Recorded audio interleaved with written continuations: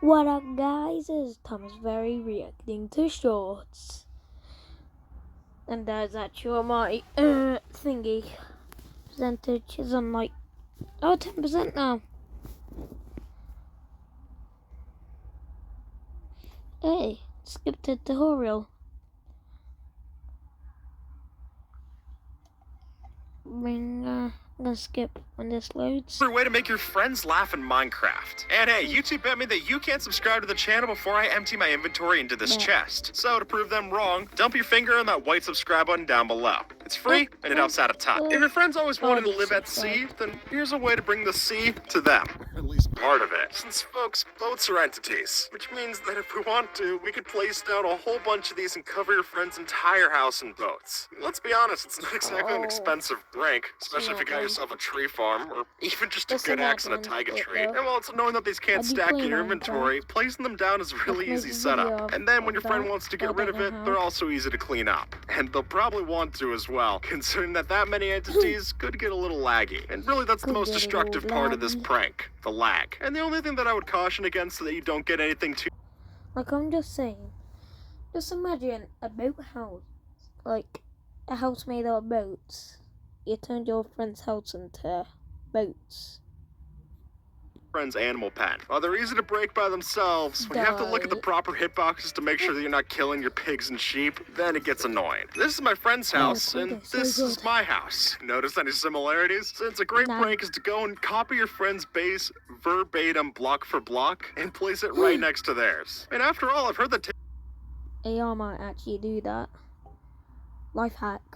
Copy people's house. Take an inspiration and take their whole base as well. And if you're able to install a mod that lets you preview schematics so that you can get it just right, then that can really add to the detail of getting this prank done right. If you want to, you can even put up a wall of glass in between and have it look like the mirror image. I think that would be pretty funny too. A little wax goes a long way. So if you manage to have any beeswax that you could use on your friend's copper blocks, then whether they're trying to let them oxidize or not, just going through and waxing a couple blocks here and there could be enough to make them think that they're going crazy, or it could also let you tuck in a hidden message if you want as well. And this one's probably the definition of a slow burn, since oxidizing copper already takes a long time. And with that wax, it's gonna take even longer. Which at that point, it might be good for you too. You get to basically forget about the prank, and then be surprised when you remember how badly you got them. Minecraft signs already aren't the easiest thing to read, especially when you have glasses like me, but we can make that so much worse with just the right color of dye. So for example, if your friend has white text on a dark background of a sign, then just by going through and changing it over to dark... This is basically speedrunning how to not get friends. Seriously. Text on the darker background, it basically gets impossible to read. Literally just hit the 3-minute mark. Instead of it being 1 to 7 ways to make your friends laugh in Minecraft, make it 1 to 7 ways how to make your friends not like you anymore.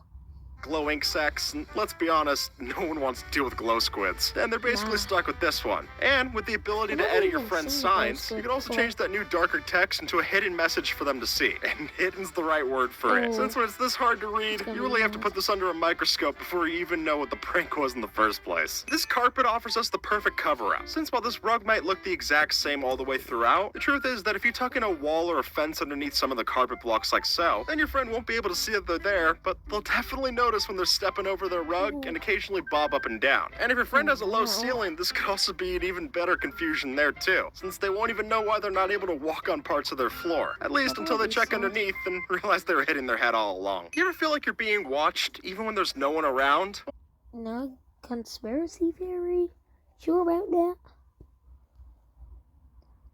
Since what we did is that we went through and hid a secret face within your friend's base. And this is an illusion I've loved when we've shown it off in the past, but the idea of putting it in your friend's base to make them think that they're going crazy, I mean, if it doesn't make them laugh, it at least makes me laugh. And it doesn't have to just be a face like this, too. You could go through and change their glazed terracotta so that it looks like there's actually a penguin sticking up like we've shown here. When you notice it, it's pretty funny, but it's also easy enough to fade into the background. Especially when you're familiar enough with a spot, you're not exactly checking every minute detail. You just want to open your chest and leave, which is perfect for a prank like this. If you and your friends start out on a new world together, then that's your cue to make them laugh. And a simple way to do that is just when they're going to go mine through a tree, little do they know that you're actually standing on top of those logs, so that when they mine out the floor beneath you, you'll drop down on top of them, giving them a surprise. I mean, it's a lot better than getting an anvil dropped in your face like we've shown in other pranks in the past. So if I had to choose between being greeted with death or my friend's face, it's a tough choice, but I think I'll have to stick with my friend there. Once your friend goes AFK, that's your cue to bust out the redstone knowledge. Since with the help of a proper flying machine, you're able to relocate that static player to an entirely different location on the map. And personally, I like shooting them right up into the sky and leaving them there. I mean, they'll be pretty safe up there. It's not exactly like mobs are gonna spawn. And as long as they don't freak out too much when they come back to their computer, it could be quite the silly surprise for them to lay their eyes on. And a good opportunity to practice their water bucket clutch. I mean, come on, at that point, it's just thoughtful. Hearing that classic TNT going off sound is a scary thing.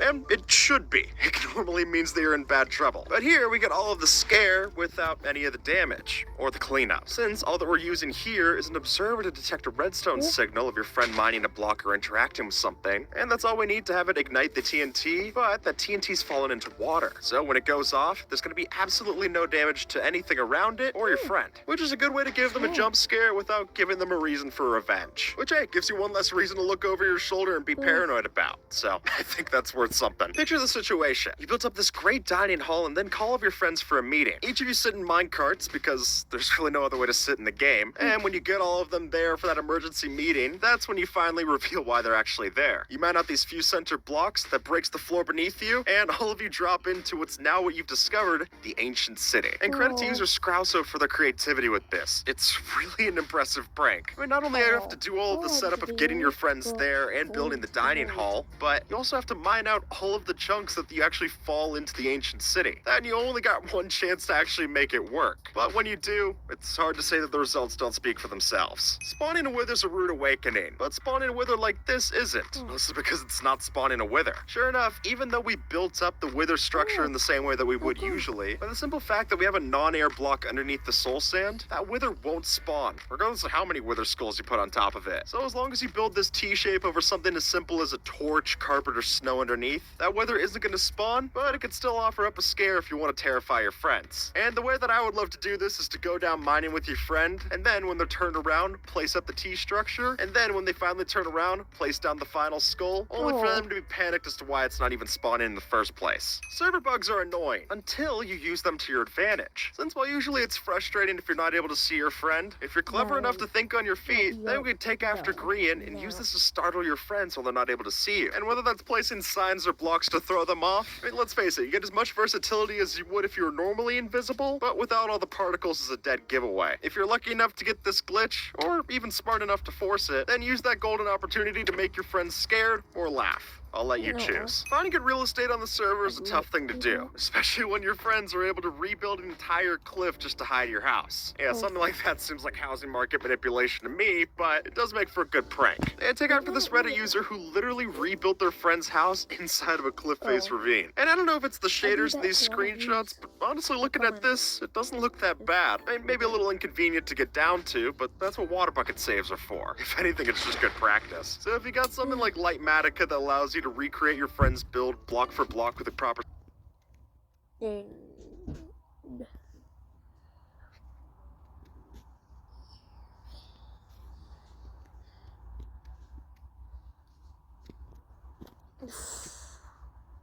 Get it.